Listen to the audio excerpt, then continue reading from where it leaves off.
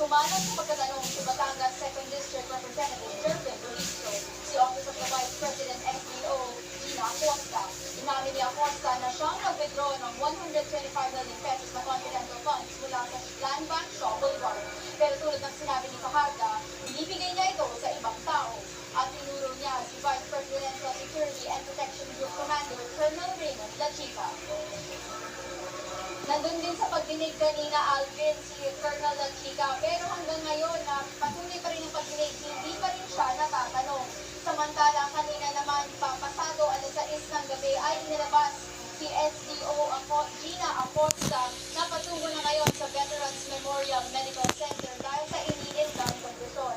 Ayon sa OVP legal team ay unresponsive si Acosta, kaya nagdeklara ng medical emergency si House Medical Director Luis Bautista, kaya sinugod na siya sa nasabing ospital. Kanina rin nung tinatanong siya ni Representative Registro kung ano ang kanyang nararamdaman, sinabi ni Acosta na nanginginig siya.